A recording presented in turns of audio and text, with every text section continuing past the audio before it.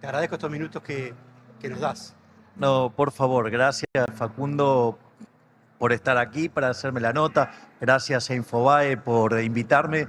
Así que para mí es un placer y bueno, espero que mañana me acompañen en la presentación 2030, que vamos a estar con Viviana Canosa. Así que digo, por lo menos vienen a ver la Viviana. Totalmente. Está muy bien, está muy bien. Sabés que la estrella sos vos igualmente porque hay una, la verdad, una atracción por el personaje y por la persona que, la verdad, comparado con el resto, marca la diferencia, ¿no? No, no me puedes hacer ese planteo. Mirá si te lo contesto, digamos. Digo, o sea, no me pidas que me suba el pony. Eso no conviene. Ahí está, muy bien. Cuando pensaba en la elaboración de esta entrevista, tenía como objetivo buscar alguna faceta tuya diferente, alguna mirada distinta y sobre todo un tema importante que tratar con vos. En Digamos Infobae estuvimos buscando las últimas entrevistas que diste bastantes, y en una de las que... ¿Te parece? Sí, diste bastantes en los últimos días, ¿no? Créeme que solamente aceptamos una de cada 20. Sí, ¿no? Sí. Bueno, no, es que el día tiene 24 horas. 24 horas, totalmente. Ahora, un tema importante que vos comentaste en una de las entrevistas que creo que puede ser un disparador, es el tema de la eventualidad de estar ante un cambio de época. Vos mencionaste muy por arriba esta idea y la verdad es que nos interesaría que nos cuentes un poco, primero si estás de acuerdo en esto y cuál es la idea que tenés. Sí, efectivamente lo que vos estás mencionando, Facundo, para mí es un tema clave y yo creo que en los últimos días hemos tenido nuevas señales sobre un posible cambio de época. O sea, básicamente uno tiene lo que se llaman épocas de cambio, que es cuando lo que caracteriza a esa época es que todo el tiempo están ocurriendo cambios. Son casi imperceptibles, pero claro, cuando lo mirás en dinámica parece un montón. Pero es un proceso continuo. Y vos después tenés lo que se llaman los cambios de época. Los cambios de época es como una suerte de cambio estructural. Es como que vos venís en una determinada situación y de repente hay un salto, hay un salto discreto, una discontinuidad, hay algo que se rompe, por decirlo de alguna manera. La hipótesis que yo tengo es que estamos frente a un cambio de época. Y eso, a ver, una de las cosas que a nosotros nos pasó, digamos, si nos pasó durante la campaña, es que, si vos te fijas, muchos analistas políticos tienen una interpretación de que nosotros, los liberales, somos una expresión de bronca, una expresión de hartazgo. O sea, todo un conjunto de reacciones negativas para como en el sistema. Entonces, la primera pregunta que yo me haría es, che, ¿el sistema está funcionando bien? Y la realidad es que ahí es donde arranca el cuestionamiento, ¿no? Entonces, en ese cuestionamiento, o sea, mientras que se menosprecia la tarea que estamos llevando nosotros a cabo, nosotros hacemos una lectura también de lo que va pasando. Entonces, es como que vos tuvieras el modelo del círculo rojo. Entonces, en el modelo del círculo rojo todo está bien, todo funciona bien, y en realidad el problema es que aparece un error llamado Milei, llámese, digamos, por hacerlo fácil, ¿no? Para simplificarlo, sí. Para no estar, digamos, buscándole una pesadez que es innecesaria. Entonces, dentro de la lógica del sistema del círculo rojo, Milei es un error, Milei es un loquito, Milei es ruido blanco. En términos estadísticos, ¿qué es ruido blanco? Es cuando vos tenés el modelo correcto y aparece un error. Pero como ese error es ruido blanco, después no se repite. ¿No viste que te dicen Milei va a desaparecer, Milei se va a clicuar, Milei no va a pasar nada? Lo pongo en primera persona porque así lo cuento desde la experiencia personal y ahora después lo amplío. Entonces aparece como un error, como el loquito, como lo que hace ruido. Claro, porque para el que está dentro del círculo rojo, los únicos que progresaron en los últimos 40 años con total claridad son los políticos y todos estamos mucho peor. Entonces, pero como ellos no pueden salir de su lógica, la casta no puede salir de su lógica, y la casta incluye políticos, incluye, digamos, empresarios, incluye sindicalistas corruptos que no representan al trabajador, incluye, digamos, o sea, los periodistas. Digo, hay todo un conjunto, digamos, o sea, de que hace a la casta esa que hunde al país. Entonces, ¿pero qué pasa? El que está, digamos, percibiendo los beneficios de ser casta, todo funciona fenómeno y termina siendo funcional la que funcione la casta porque el negocio es que funcione la casta. Entonces, claro, cuando aparece un elemento que cuestiona el modelo, entonces es ruido, está mal. Y entonces, el primer indicador que las cosas eran distintas era, vos fíjate, nos dijeron, mira, los liberales son muy simpáticos para estar en la televisión, pero no miden nada. ¿Y qué nos dijeron a nosotros? Primero que no íbamos a poder formar partido. En lo que fue La Libertad Avanza, éramos 3 partidos. Teníamos el Partido Libertario de manera provisoria, con lo cual estábamos en condiciones de competir, y además teníamos 17 agrupaciones que apoyaban. Sí. O sea, con lo cual pasamos la primer prueba. Después nos dijeron que, por ejemplo, no íbamos a poder pasar las PASO. Pasamos las PASO. No solo que pasamos las PASO, nos dijeron que no íbamos a poder ganarle el voto en blanco. Nos dijeron que, por ejemplo, íbamos a perder por goleada contra la izquierda. Y si vos te fijas, terminamos sacando 17% de los votos. Y eso, digamos, o sea, es la primera vez que se da un libertario que llega al Congreso. Conseguimos 2 bancas en diputados nacionales, 5 en legislatura. Es la primera vez que un outsider con estructura outsider logra semejante resultado.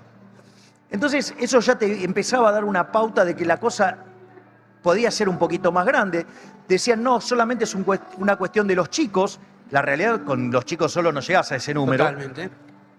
Entonces, nosotros, ¿qué es lo que empezamos a ver? Si cada vez que vamos a un programa, el rating vuela, ¿por qué te crees que me llaman? No me llaman porque soy simpático, me llaman porque vuela el rating. Cuando vos mirás las distintas clases que hacemos a lo largo del país, tenemos convocatorias verdaderamente impresionantes. Entonces, eso implicaba toda una serie de decir, che, mirá, son demasiados errores que está arrojando el sistema, si fuera un error.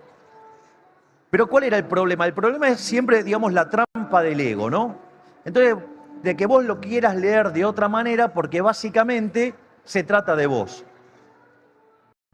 Pero vos fíjate que entonces, si vos te empezás a fijar, no hay un solo loquito.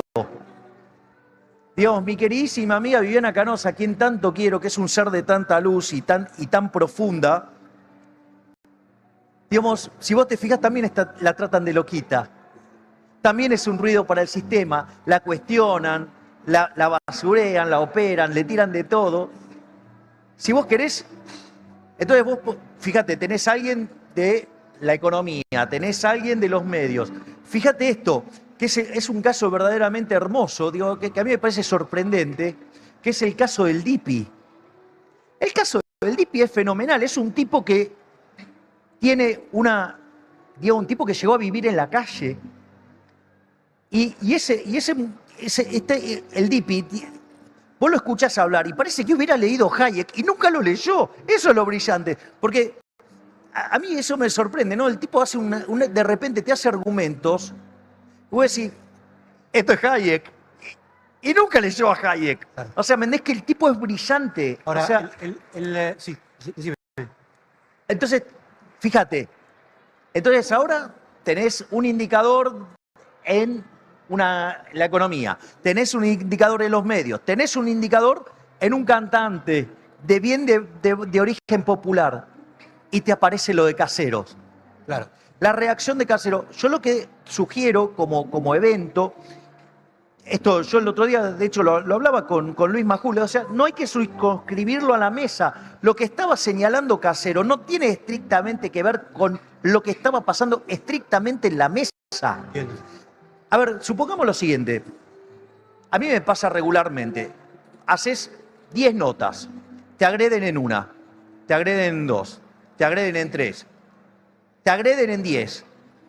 Y quizás en la nota 11 reaccionaste. ¿Y qué hacen? Levantan la que reaccionaste, ¿no? Las otras 10 que te tuvieron a... Mira, me pasó hace poquito, me llaman de un programa, de una radio, un domingo a la mañana, durante 45 minutos los dos periodistas agrediéndome todo el tiempo.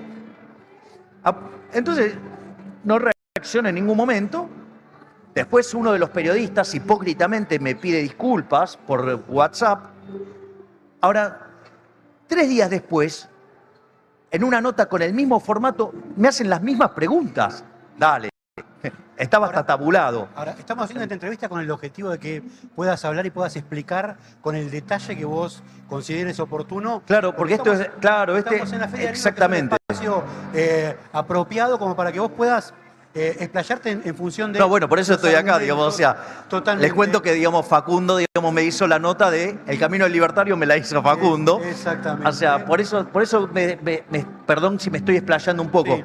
pero lo que quiero decir es, el caso de Casero, no tenés que tomar el enojo, porque el enojo es con la situación. Exacto. Y básicamente el enojo ¿qué es? ¿Saben cuál es el enojo?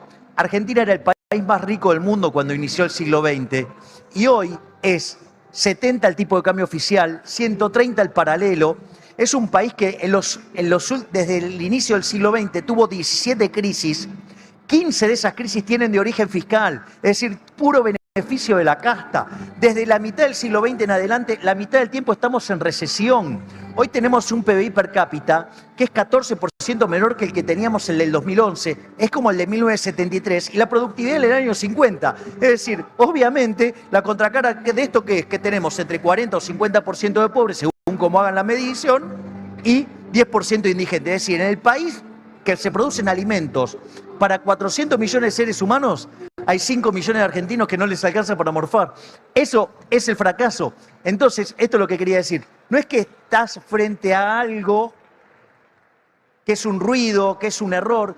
Estás frente a un cambio de época. ¿Sabés cuándo tuviste el primer indicador de que vos tenías necesidad de un cambio? ¿Cuándo? Cuando ganó Macri. ¿Cómo se llamaba? Junto por el Cambio. No, esa es la segunda. Cambiemos. Cambiemos. O sea, y fue una experiencia frustrante porque terminó haciendo kirchnerismo de buenos modales. ¿Por qué? Porque quedó cooptado Macri por toda la izquierda que tenía que lo rodeaba, ya sea los radicales, la coalición cívica o el ala blanda de las palomitas tibias del PRO. Ahora, este cambio de época que vos estás detectando y que vos interpretás, ¿cuál es el paso siguiente? ¿De esta época a qué época estamos yendo?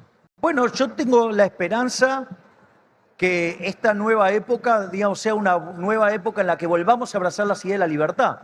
O sea, Argentina ya hizo esto. Argentina, con la Constitución del 53, escrita por Alberdi y Gorostiaga, todos conocemos más a Alberdi, pero digamos, o sea, los dos la escribieron, Sí, sí.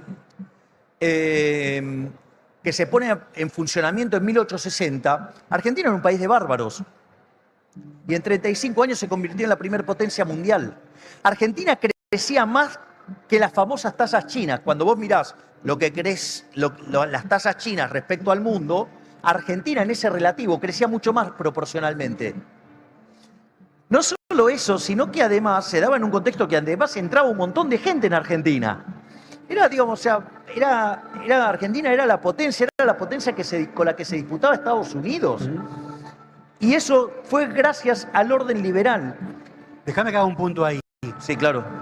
Ese orden liberal que vos estás mencionando implicaba que había una multiplicidad de dirigentes que estaban todos compartiendo más o menos las mismas ideas y más o menos se enfocaron en una dirección y llevaron al país a hacer lo que fue, ¿no?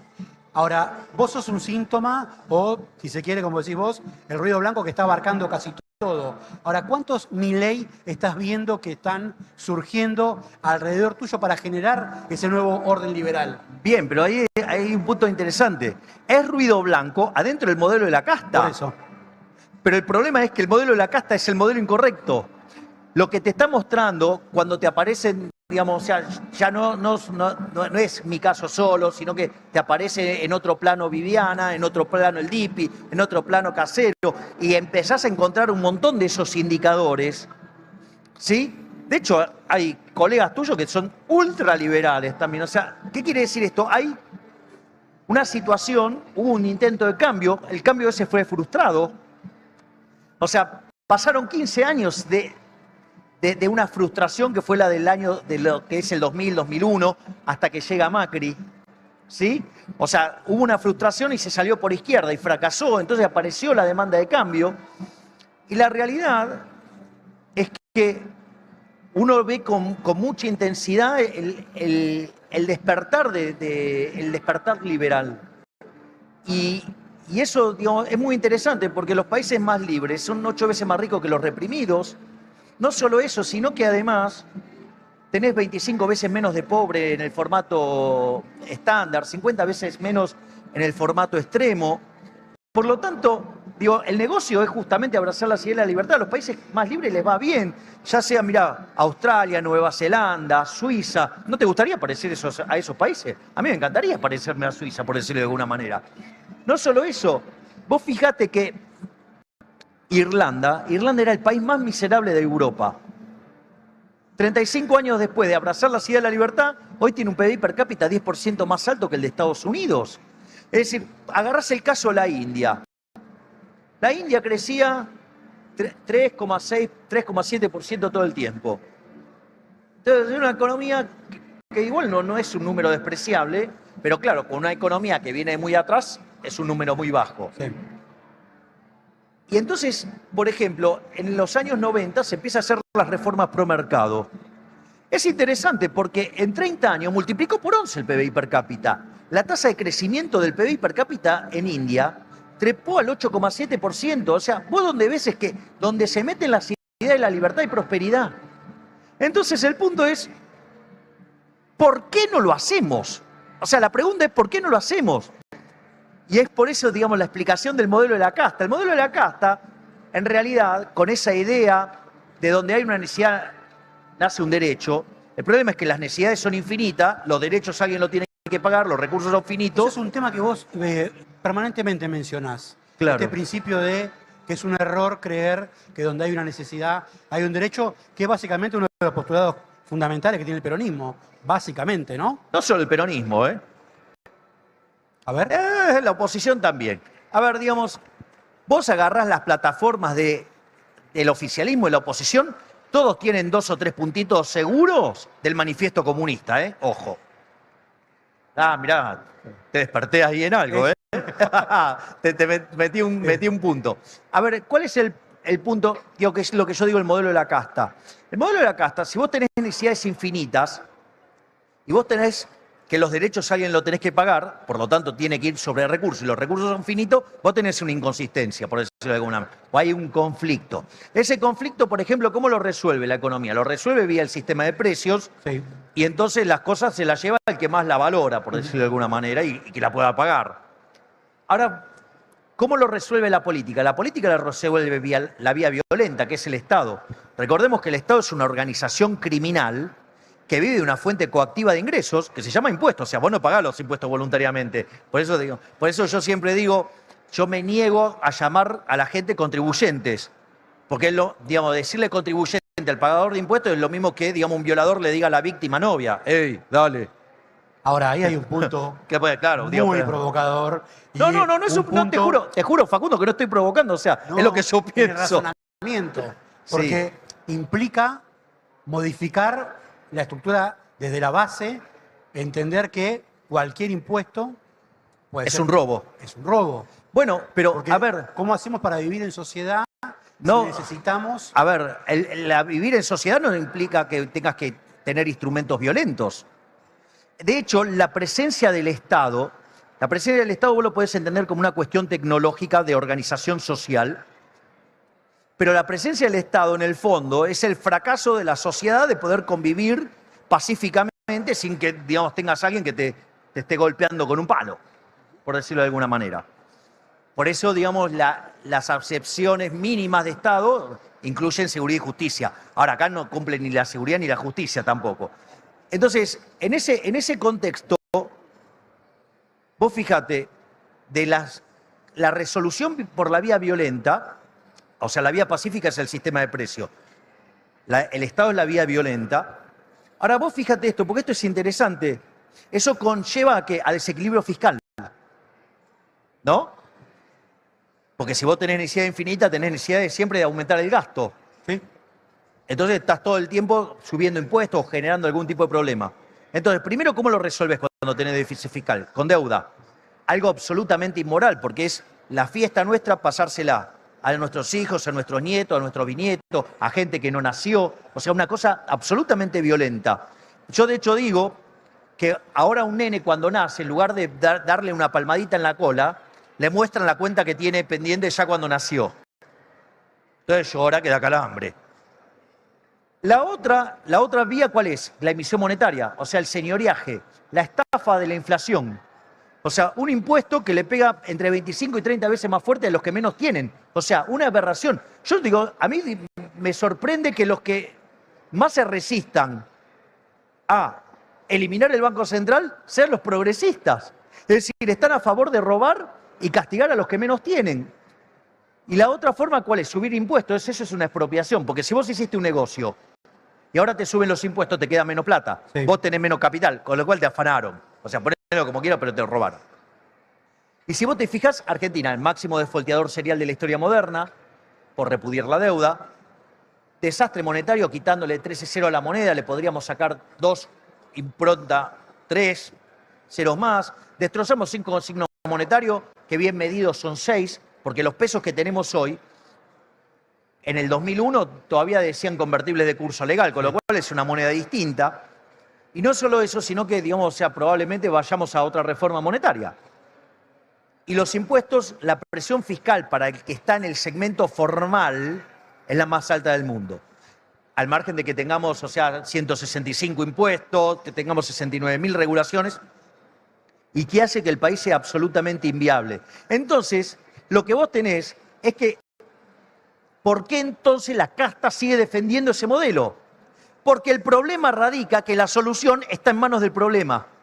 Porque, como decía Bastiat, las porosas manos de los políticos. Con este chiste de la redistribución del ingreso, mientras que te saca vos para darle a X, bueno, siempre se cae algo en el medio. Yo les propongo que vean a ver qué políticos, ¿sí?, aún viviendo toda su vida de la política, viven como el ciudadano promedio o el ciudadano mediano de Argentina. Estábamos en la búsqueda y en las investigaciones para hacer este reportaje y encontramos que en septiembre se va a cumplir 10 años de una columna que publicaste, de una de tus primeras columnas que publicaste en un diario, que era la agenda del crecimiento. Y más o menos lo que estabas diciendo en ese momento era lo que estás diciendo ahora. Concretamente, ¿cómo se hace para que eso que hace 10 años que venís planteando se pueda cumplir de alguna manera más o menos práctica? Bueno, nosotros tenemos una propuesta para que Argentina vuelva a crecer y para que Argentina... Esto en la teoría del crecimiento económico se llama convergencia. Es decir, los países que vienen de atrás pueden crecer más rápido y alcanzar a los desarrollados. Dada la posición que tiene Argentina hoy relativamente, podría ese fenómeno, cuando vos lo simulás, tarda 35 años. Entonces, para que ese sueño de volver a ser una potencia sea realidad, nosotros hablamos de reformas de 3 generaciones. Son 35 años, con lo cual esto excede absolutamente a mi caso, donde además yo ya señalé que cuando termina mi ciclo político, yo me retiro. Es decir, yo vengo a hacer lo que tengo que hacer y me voy. Nada de quedar flotando y... No, yo ya lo dije públicamente, me dedicaré, digamos, a estudiar la Torá, a estar con mis hijitos de 4 patas y a dar conferencias. Y se acabó. O sea, basta, se olvidó. Digo. Entonces, porque yo creo que también, digamos, esto tiene que estar encapsulado en un periodo de tiempo, digo, esto tiene que estar bien acotado. En ese contexto, fíjate que o sea, yo lo que estoy proponiendo es plantar el árbol del cual yo no voy a estar disfrutando precisamente de la sombra. Y básicamente son 3 familias de reformas. Las de primera generación, que es la reforma del Estado, que consta en bajar el gasto público para poder bajar impuestos. Nosotros estamos pensando ir a un sistema de 10 impuestos y además simplificar el sistema, que va a implicar una profunda... Pero pará.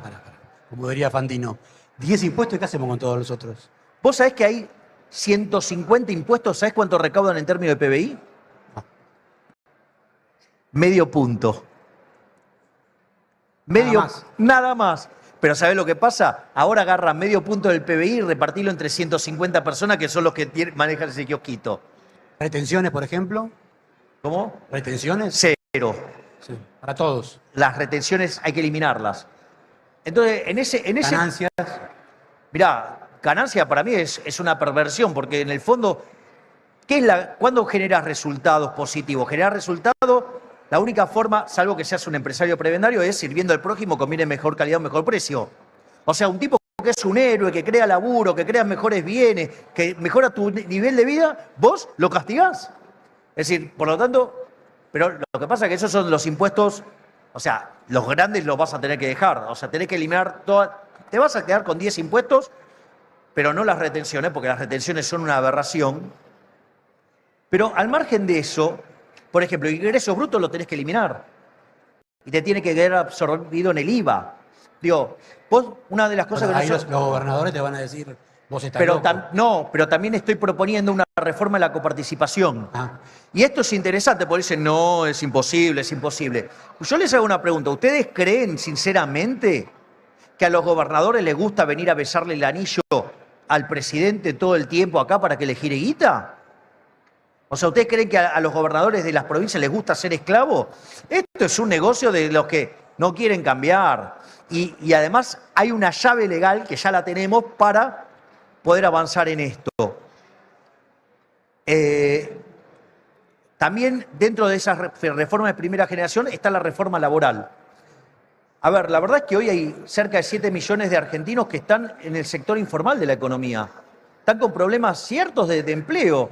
hay más informales que formales. No, es 12 y 7. 12 y 7. Ok. Pero igual es un numerazo. Un numerazo. En ese contexto, hay ya una flexibilización de hecho. Y eso, digamos, los propios sindicalistas lo están viendo y además tienen un problema que la izquierda le está comiendo las bases. Entonces, hay también incentivos para cambiar el sistema. Vos lo que tenés que decir, mira, ¿por qué existen las regulaciones del mercado laboral? Básicamente primero porque es una economía que está estancada hace mucho tiempo, o sea, Argentina ya tiene problemas hace 100 años. Eso hace que, digamos, o sea, vos, por ejemplo, a vos te gustaría no chocar o no tener problemas con el auto cuando salís a la calle. Bueno, vos podrías agarrar, contratarte un seguro, que es lo que hace la gente normal. Claro. ¿Qué es lo que propone lo político? Llenar de regulaciones, o sea, que no salga ningún auto a la calle. Es una locura. ¿Te das cuenta que es una locura? Bueno, las regulaciones laborales es prohibir que salgan todos los autos a la calle. Y sí, el que está en el puesto de trabajo no lo vas a echar nunca, pero no vas a generar más puestos de trabajo. Por eso los jóvenes se van del país, porque no tienen oportunidades Ahí laborales. te hago un puntito más también. ¿Eso implicaría cambiar o eliminar los convenios colectivos? No, es que vos tenés que flexibilizar, sí, tenés que cambiar los convenios colectivos, los tenés que eliminar todo el tema de la indemnización, tenés que cambiar digamos, el tema de las obras sociales, tenés que cambiar también, digamos, tenés que cambiar un montón de cosas, las de las asociaciones profesionales. O sea, tenés que sacar todas las leyes fascistas, las tenés que sacar todas. ¿Las leyes qué? Fascistas, son de la Carta del Laboro de Mussolini, todas esas cartas. Entonces, todo lo que tiene que ver con la industria del juicio, cuando vos vas, digamos, a despedir a alguien. Entonces vos fíjate, porque aquellos países que tienen mercados laborales más flexibles tienen mucho menos desempleo. Y cuando tienen un shock que les genera desempleo, lo resuelven mucho más rápido. Entonces, ¿cómo es lo que hacen eso? Porque en el fondo, digamos, esas regulaciones por algo están. Es porque la gente quiere un seguro. El seguro emerge porque esta economía no tiene crecimiento, porque esta economía tiene inflación, entonces vos te refugiás y te protegés de esa manera. Ahora, la realidad es que si vos querés un seguro, volvamos al caso del auto, vas a estar ¿se te pasa por la cabeza prohibir que todos los otros autos anden? No, vas y te comprarás un seguro o tomás las medidas que vos quieras, no sé, qué sé yo, rodeás de goma espuma tu auto, no sé por decir, Exacto. una estupidez. Sí, sí. ¿Entendés? Pero digo, vos, o sea, a ver, vos tenés miedo que te pase algo en la cabeza, andá con un casco. Pero no digamos, prohibiéndole a todos ellos que salgan porque vos tenés miedo de golpearte la cabeza. ¿Me comprendés? O sea, ese vendría a ser el sentido. Entonces un seguro se resuelve con un seguro, no, digamos, regulando. Entonces lo que hay que hacer es mutar el sistema a un seguro de desempleo. De modo tal que si la persona, la empresa, sufre una crisis y tiene que despedir trabajadores, lo puede hacer, pero que las empresas sigan teniendo, que las personas, los trabajadores, sigan teniendo ingresos ¿Por qué? Porque tiene el seguro de desempleo. Pero eso implicaría que en vez de que existiese indemnización, existiese un seguro. Claro. No es lo mismo. Bueno, pero digo, sí, pero ¿sabes lo que pasa? Que las regulaciones distorsionan la señal de precio y el seguro no. Entonces, ¿qué es lo que pasa? Vos te empezás a encontrar, si vos haces la reforma del Estado y ahora flexibilizás y la economía empieza a crecer, vos no solo que vas a estar creciendo mucho, porque además una vez que haces estas dos reformas podés abrir la economía, vos vas a tener 15 años de muchísimo crecimiento, pero ese crecimiento donde vas a tener más productividad, donde los salarios reales van a ser mayores, donde mucha más gente va a querer trabajar, además va a ser intensiva en trabajo, o sea, va a demandar mucho trabajo. Obviamente. También te hago otro punto ahí. Si vos aplicás todo lo que estás comentando, lo que vas a tener, me imagino yo, es paros, Yo creo que no. movilizaciones, Yo creo que no. piquetes. Yo creo que no. Mirá, vos fíjate esto. Por ejemplo, el tema de los gobernadores. Yo te acabo de mostrar que los gobernadores, el incentivo es cambiar la copa, no seguir este sistema. Los sindicalistas están teniendo problemas claros. O sea, el incentivo es cambiar el sistema, no esto, porque digamos, o sea, todos ya se ven que todos van a terminar mal. Entonces, digamos, esto se va a poder hacer. Y hay otra cosa más que también es importante en el medio de la reforma monetaria para terminar de abolir la inflación en Argentina. Eso son las reformas de primera generación. Eso te va a permitir, en la de segunda generación, hacer la reforma del sistema previsional. Pero no nos vayamos a la de segundo. Quedémonos en la de primero y explícanos el tema de la reforma monetaria. ¿Qué implica? ¿Sacar los pesos?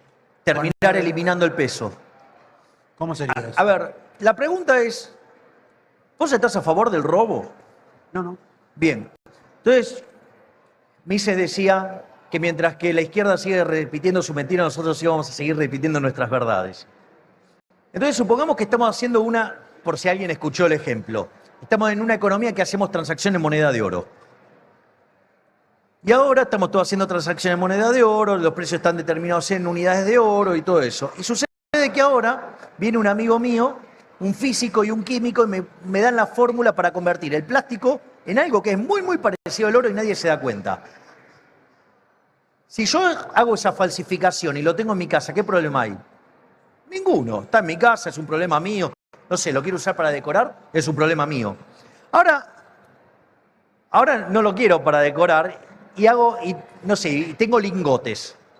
Entonces vengo y le quiero cambiar a alguien un lingote. ¿Me cambias un lingote tuyo por uno mío?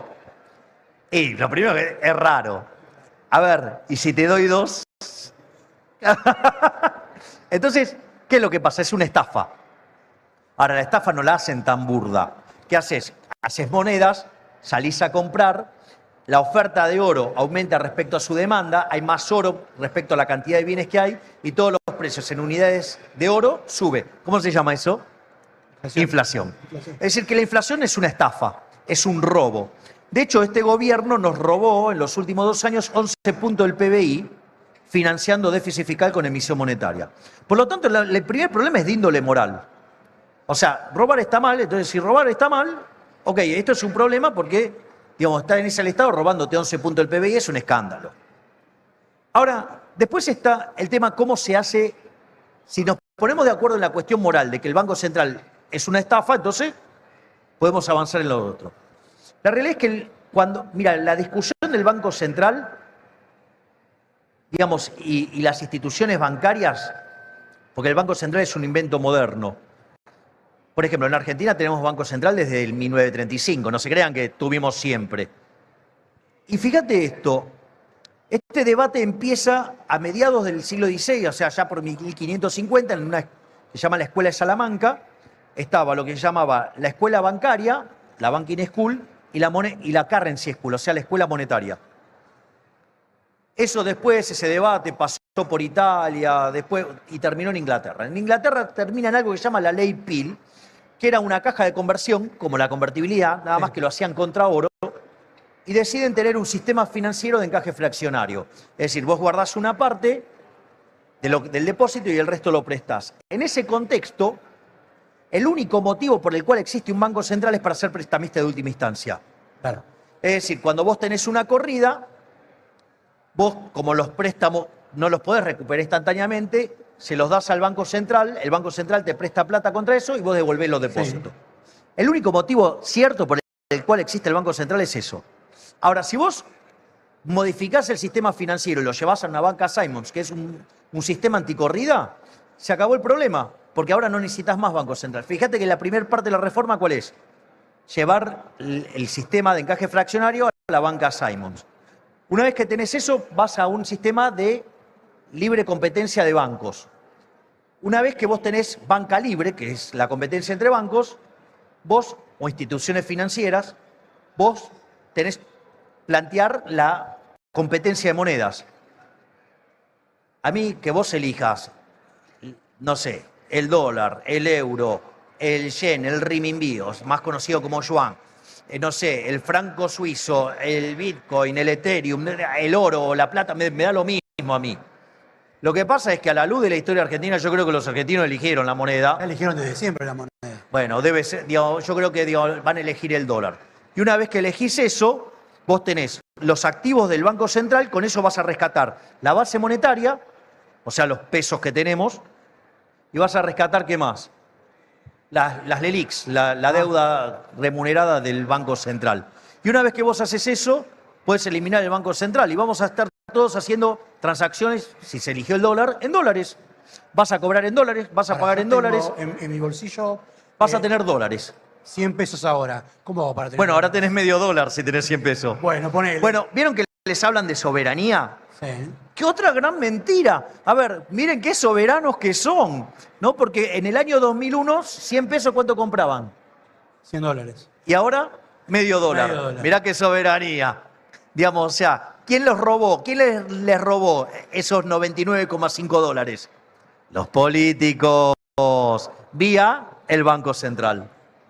O sea que para vos, ¿habría que eliminar el peso o habría que optar por el dólar? ¿Cómo sería ese proceso? O sea, porque a mí no me eliminás el peso. Sí. Ahora, si vos querés, te quedás con dólares de vuelta, pero libre competencia de moneda. La moneda la elige la gente. ¿Quién soy yo? Digo, no, ¿saben qué? Ustedes a partir de mañana las transacciones las tienen que hacer en yenes. No sé por qué las tengo que hacer en yenes. Si yo tengo clientes que hacen transacciones en dólares, bueno, las haces en dólares. ¿En qué la querés hacer? ¿En euro? ¿La haces en euro? ¿Qué me importa? Si nosotros hacemos un acuerdo entre nosotros y me decís, che, quiero una conferencia tuya, le digo, bueno, son tantos dólares. ¿Y yo dónde lo saco? Bueno, problema tuyo. Si no tenés para pagarme, no te vendo la conferencia. Bien. Pero si vos vas a ganar suponete, si tuvieras la economía dolarizada, vos vas a Ecuador, vas a Panamá, digo, ¿en qué hacen las transacciones? En dólares. En dólares. El dólar es billete, como si estuvieras en Estados Unidos. Hay que agarrar y acostumbrarse a pensar afuera de la caja. Sí, porque la casta quiere que piensen adentro de la caja. Piensen esto. ¿Vieron que en un momento dicen, no, qué países no tienen banco central? Bueno, en principio, España, Italia, Francia, digo, no tienen banco central. Alemania, está el Banco Central Europeo, ya no tienen más banco central. Claro. Entonces, pero hay una autoridad monetaria que distribuye la... Está bien. Bueno, tu autoridad, si vos, por ejemplo, vas a uno de los casos de dolarización en un acuerdo con Estados Unidos te paga señoriaje. Claro. No, bueno, para mí tiene que ser, de hecho, o sea, la que elija la gente y sin acuerdo de nadie. No quiero al Estado en el medio de la vida de la gente. ¿En qué país te reflejás o imaginás para pensar este modelo de dolarización? Pero de vuelta, a ver, hacer ese planteo, te voy a hacer un ejercicio, Facundo. Te llevo al año 1813. Si es por ese argumento, vas a votar en favor de la esclavitud. Claro. O sea, de vuelta, pensemos afuera de la caja. ¿Por qué? No había, en el contexto internacional, la mayoría de los países tenían esclavitud. Exacto. Ahora, vamos a ponerlo en nuestros términos. ¿Por qué quedó claro que el Banco Central es una estafa? Ponele. ¿Cómo? Digo, el ejemplo de la moneda de oro, si no lo explico de vuelta. No. No quiero interrumpir el argumento. Entonces, en ese contexto, ustedes no saben lo que son tener las luces de frente. No saben lo que... No se me estoy derritiendo. No saben lo que son las luces de frente. Sí. Pero ¿qué es lo que sucede? Vos te dicen, no, bueno, en otros países tienen. Digamos, es como que me digan, ah, mira, están allá, están robando. Ah, bueno, están robando allá, vamos y robemos. No, digo, eso sigue estando mal. ¿Y por qué, digamos, o sea, los otros países no quieren sacarse la herramienta de encima? Por el mismo momento, por el mismo motivo que no se lo quieren sacar los argentinos. Los políticos nos roban con la política monetaria. Es un mecanismo, cuando ustedes tienen inflación, es lo mismo que le estén metiendo la mano en el bolsillo, pero nadie se lo dijo. O sea, es un impuesto. Es un impuesto. ¿Sabes qué? Hubo una encuesta que estaba viendo ayer que identifica que a más inflación, más crecimiento de Milei. No, bueno, por suerte el 50% de los argentinos creen que el que puede arreglar el problema de la inflación en Argentina soy yo. ¿Y saben qué? Ese 50% tiene razón. Ahora, Javier, ahí estamos escuchando los aplausos de la gente. ¿Por qué pensás que pasa? No, pero lo puedo, pero a ver, es casi tautológico. La inflación es la pérdida del poder adquisitivo de la moneda. Si ustedes eliminaron la moneda, no está más el peso, no hay más inflación, es tautológico. Es decir, ¿saben cuál es el problema que yo me encuentro? Que tengo que discutir tautologías. Es como que me dicen, no, porque la inflación es ponen cara de inteligente y dicen, la inflación es multicausal. Bueno, demostrame que hay inflación en trueque. Y no hay. Entonces, ¿qué es multicausal? O sea, es un problema monetario. La inflación es siempre y en todo lugar un fenómeno monetario que emerge de un crecimiento de la oferta de dinero por encima de la demanda de dinero. Y esto puede ser o porque subió la oferta, o porque cayó la demanda, o porque pasan las dos cosas. Ahora, lo que te quería preguntar era esa conexión que vos estás teniendo con los jóvenes y con mucha gente. ¿Por qué crees que es? ¿Porque decís la verdad? ¿Porque decís cosas que no dicen otros? ¿Porque cuál es? Bueno, la primera es que yo le cuento cosas a la gente que dice, che, pará, esto es lo que me está pasando a mí. Es decir, vos escuchás a los políticos de la casta y no, te dicen, no, bueno, esto está todo bien, pero hay acá un pequeño ruidito. ¿Qué pequeño ruidito? Ahí, digo, el 10% de los argentinos no morfa. ¿Qué ruido? 50% de pobres, ¿qué ruidito? ¿De dónde despiole esto? Digamos, o sea, entonces, lo primero es que los liberales conectamos con la gente porque la gente se da cuenta que las ideas... ¿Sabés lo más interesante? Que hay un prejuicio que creen que el liberalismo es para una élite. Y eso es mentira. El liberalismo nació para liberar a la gente de la opresión de los monarcas. Yo una vez estaba haciendo un reportaje en el barrio 31 y yo había entrado un canal había entrado conmigo. Entonces, claro, y entonces eran selfies, saludos, era toda una situación muy amigable. Y parece que la periodista estaba enojada por eso. Me dice, no, pero usted, ¿cómo le va a ir a hablar a esa gente? No le entiende nada. Y dije, no, para un poco. ¿Por qué crees que no van a entender nada? Porque puede que entiendan más que vos. No, pero ¿cómo que van a entender? Mira, yo te lo voy a explicar muy simple. ¿Sabés lo que pasa? Ponele lo siguiente. Te compras un par de zapatos y no te gusta. ¿Qué haces? Lo tirás. Bueno, digamos, la gente que está tecleando, si se equivoca no morfa, se muere. Es decir, el propio hecho de que estén vivos da muestra de que son mucho más racionales que el resto. ¿Sabes por qué? Porque si se equivocan no comen y se mueren. Entiendo. Entonces, por eso, digamos, o sea, cuando vos mirás cómo me fue a mí, por ejemplo, en la elección, ¿y dónde fue los lugares donde más votos sacamos? En los barrios más postergados. Porque, digamos, o sea, porque saben lo que duele. Vos mirás hoy la imagen, los lugares con mayor imagen es el norte del país, o sea, justamente lo que tienen los problemas más grandes. Y si vos te fijas, en términos de segmento etario, nosotros arrasamos en los primeros 2 cuartos. Y eso también tiene una cosa muy importante, que es el rol de los jóvenes. ¿Por qué los jóvenes son los primeros que reaccionaron a esto? Me interesa eso. Sí, digo, por eso digamos, fui porque me imaginé que la pregunta venía por ahí. Ahora estoy desarrollando poderes psicoquinéticos. No digan nada, no se va a enterar nadie. Salvo que sale por Infobae y se entera todo el mundo. Pero digo, al margen de eso, fíjate esto, los jóvenes son naturalmente rebeldes frente al statu quo. Y el ser rebelde hasta el statu quo recita izquierda, naturalmente, ¿qué es? Liberal. El otro tema es... En otra época estaba en la cámpora o estaba en algún partido de izquierda. Bien, exacto, eso es lo que voy. Y eso es lo que... Haceme acordar eso para que te dé la clara muestra de que estamos en un cambio de época. A ver. Lo otro que pasa con los jóvenes, ¿qué es? Que tienen menos tiempo de exposición al sistema de lavado de cerebro de la educación pública.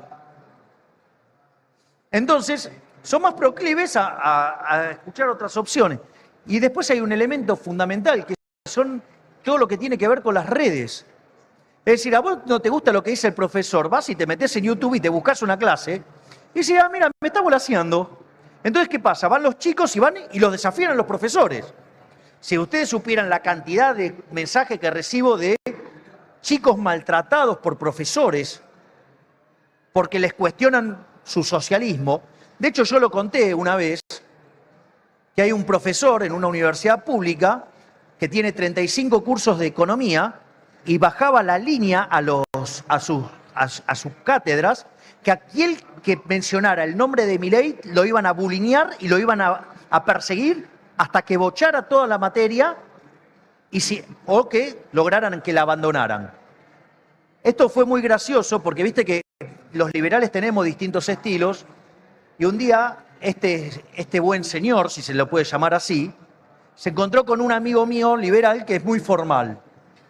Claro, entonces creyó que era de mis enemigos y entonces le contó lo que hacía, de perseguir a aquellos que hablaran de liberalismo.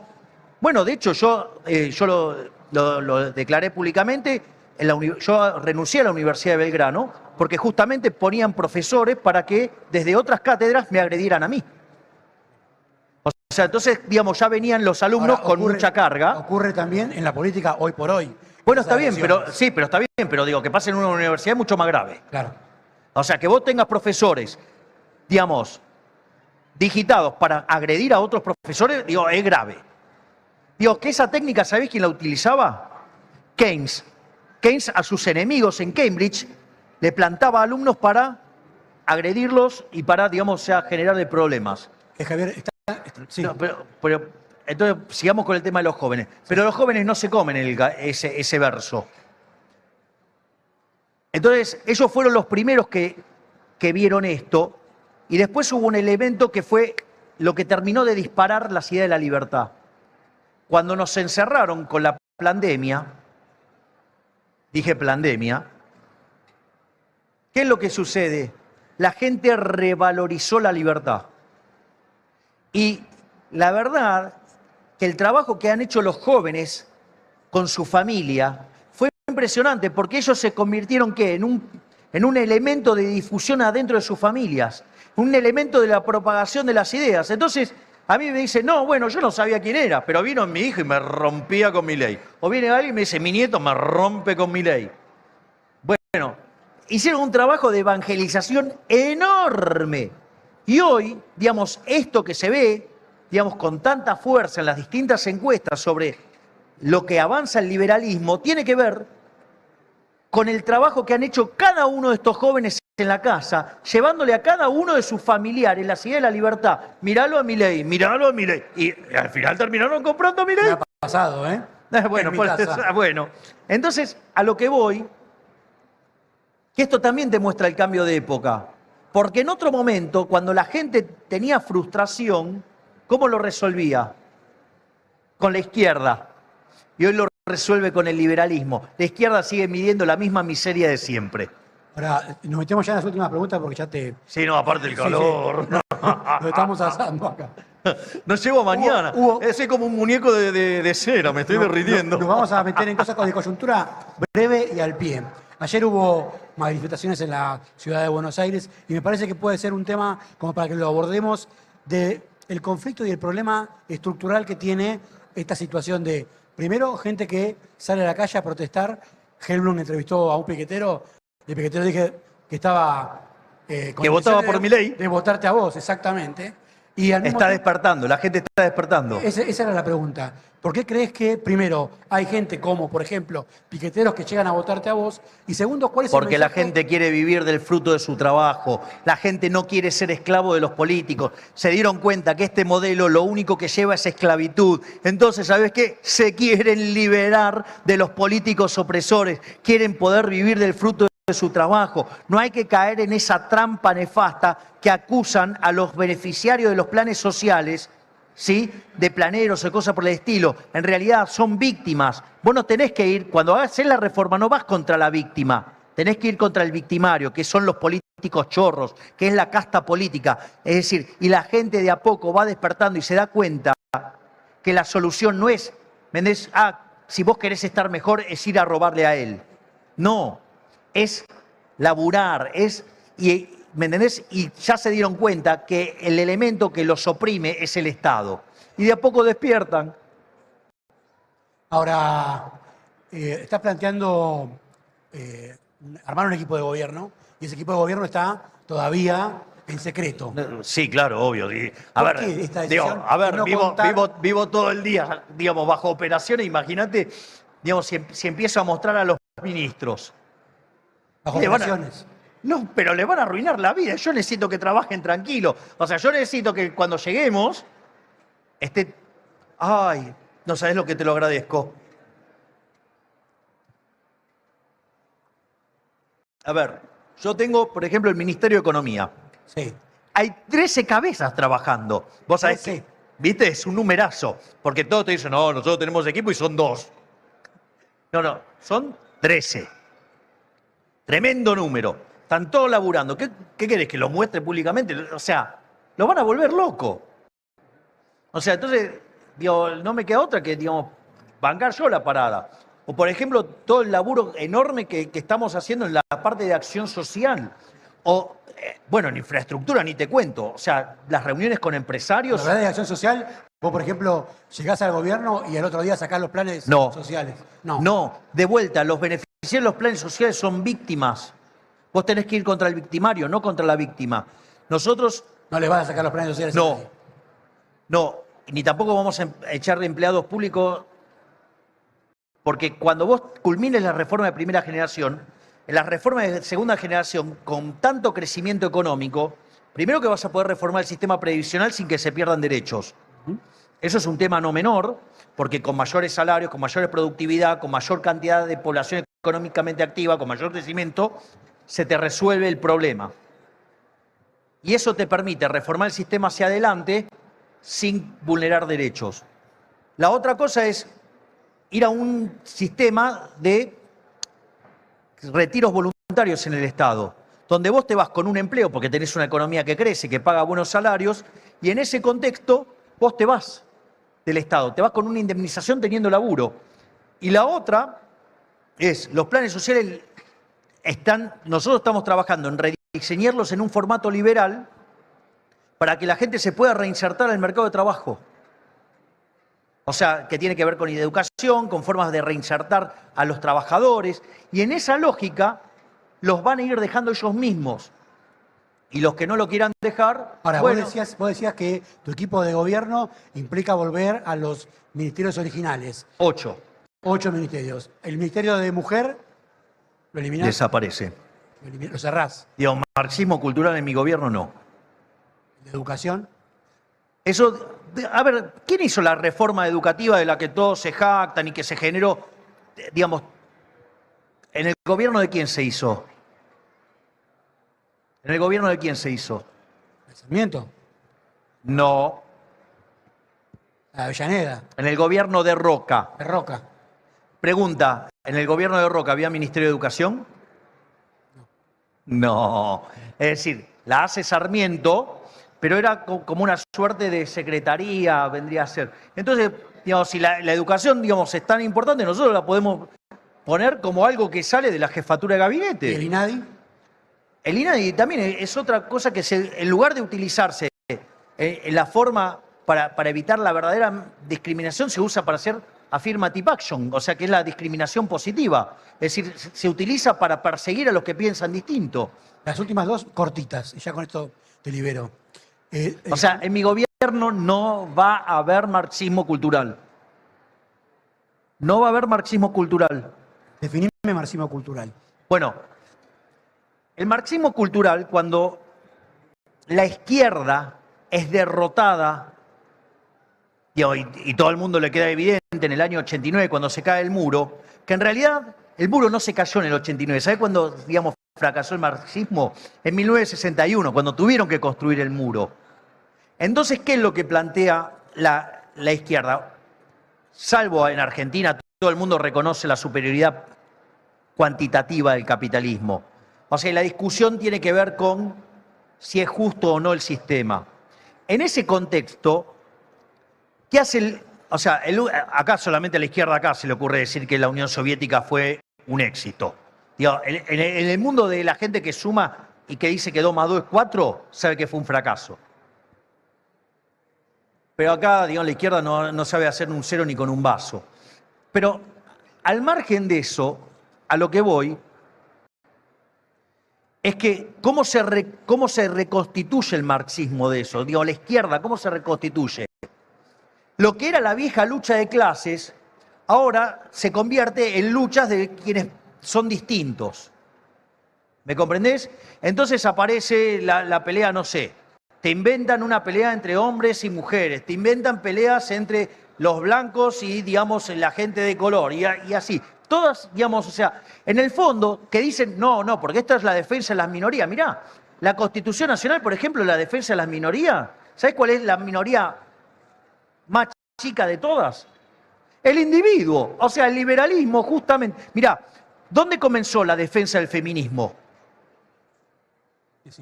La defensa del feminismo la empezó a dar un señor que se llamaba Jeremy Bentham, cerca del año 1750. Es decir, un liberal. Es decir, ¿cuál fue el gran logro del liberalismo? La igualdad ante la ley. No hay mucha feminista liberal. Bueno, no, pero una cosa es cuando vos hablás de feminismo, que es una causa que levantó y abraza el liberalismo, y otra cosa es cuando vos vas por lo que se llama embrismo, que es la destrucción del macho. O sea, ¿vos te parece que yo por ser hombre, rubio, de ojos celestes, tengo que pedir perdón por tener pene? ¿Vos sentís que pasa eso? Y ese es el planteo del embrismo. Con los pañuelos verdes y con los movimientos a favor del aborto, por ejemplo. Bueno, el aborto va en contra de la definición de liberalismo. ¿Liberalismo qué es? El liberalismo es el respeto irrestricto del proyecto de vida del prójimo, basado en el principio de no agresión y en defensa del derecho a la vida, a la libertad y a la propiedad. El aborto va directamente contra la vida. Es decir, y ahí tenés una justificación biológica, la vida empieza desde la concepción, vos tenés que la vida es un continuo. Si yo hago en este momento una discontinuidad de tu vida, estás muerto y no volvés, te aviso. O sea, salvo casos muy raros. Entonces, vos fijate, la vida tiene 2 saltos de discreto, que es la concepción y la muerte. Cualquier interrupción en el medio es un asesinato. ¿Por qué? Porque eso es un continuo. O sea, ¿qué? Si alguien te mata a los 30 años es asesinato, si te mata, digamos, o sea, en evolución, a los 8 meses no. ¿Y cómo llegaste a los 30 años? ¿No pasaste esos primeros 8 meses? Es como que me digan, o sea, mirá, la maratón tengo que correr 42 kilómetros. No, bueno, voy a hacer un corte a los 10 metros. A los 7, 8 pasos, dale. Pará. Sí. Porque falta. O te lo pongo con este término. Suponete que yo tengo un avión. Yo tengo un avión y te invito a ir a Europa conmigo. Mirá, vámonos a Roma. ¿Te gusta Roma? Está buenísimo. Roma es un museo a cielo abierto. Totalmente. ¿No? Esa frase de un amigo mío es genial. Un museo a cielo abierto. Entonces, fíjate esto. Ahora estamos yendo para Roma, estamos atravesando el Atlántico y ahora digo, ¿sabes qué, Facundo? No quiero que estés más en mi avión. Bájate. Bájate. Bájate. Se puede. No, ¿cómo que no se puede? O sea, ¿te abro la puerta o te puedes bajar? ¿Qué pasa? Bueno. Ajá, ok, bueno. Es decir, entonces, si vale en el viaje del avión, digamos, ¿qué diferencia tenés con la dinámica que es toda la transición desde la fecundación hasta que naces. Es lo mismo. Javier, muchísimas gracias por estos minutos. No, La por verdad, favor, muy Facundo. interesante. Gracias, muchísimas gracias.